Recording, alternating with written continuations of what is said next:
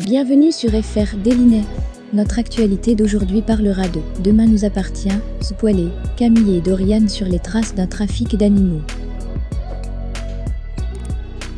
Pas entièrement convaincu que sa fille dise la vérité, Xavier autorise tout de même la perquisition de la villa où Camille, Dorian et Suleiman ont vu des animaux sauvages en cage. Martin accepte de fermer les yeux sur l'effraction commise par les adolescents. Xavier remercie le commandant pour sa clémence. Mais Sarah et Karim trouvent une maison totalement vide, bien que la jeune policière détecte une odeur curieuse. Furieux, Xavier passe un savon à Camille et Dorian, tandis que Sarah tente de plaider leur cause, en vain.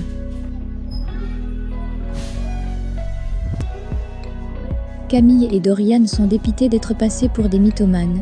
Pour prouver qu'ils n'ont pas menti, ils décident de planquer à tour de rôle devant la maison, au cas où les trafiquants reviendraient. Dorian prend le premier tour de garde et touche le jackpot quand les criminels se montrent de nouveau. Il prend des photos. Solène fait part à Tristan de sa tristesse de voir son demi-frère partir le lendemain. Le patron du Spoon comprend la réaction de Juliette, mais promet d'essayer de lui parler, afin de décaler un peu leur départ. Si elle comprend son fils et Solène, Juliette peine à remettre en question départ. Rester ici la ramène sans arrêt à Sacha. Elle semble néanmoins sensible aux arguments de Tristan sur la force du lien entre le frère et la sœur, qui les aide à supporter cette difficile épreuve. Elle quitte Tristan en lui promettant de réfléchir. Alors que Solène, Gaspard et Ben profitent de leurs derniers moments ensemble sur la plage, la jeune fille ressent la fraîcheur de l'eau sur ses jambes.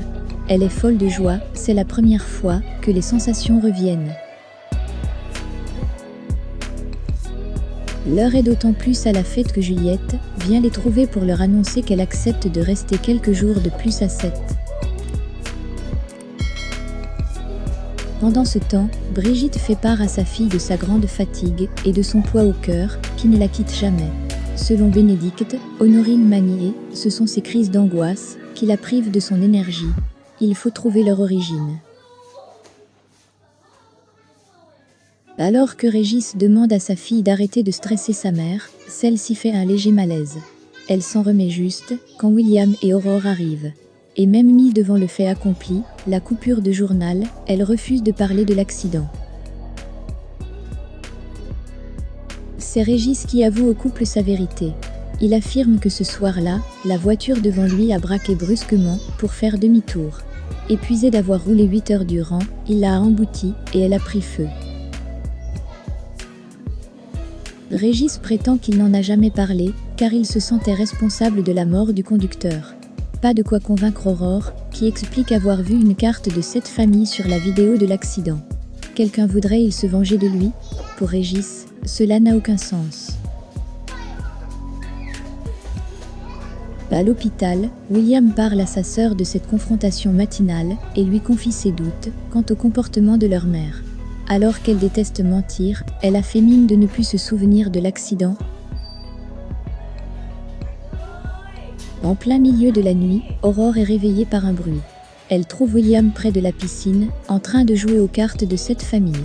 Mais son époux ne la voit pas, il fait une crise de somnambulisme. Merci d'avoir regardé et à la prochaine vidéo. N'oubliez pas de vous abonner à notre chaîne. En attendant, faites-nous part de vos commentaires dans la section commentaires ci-dessous. Au revoir.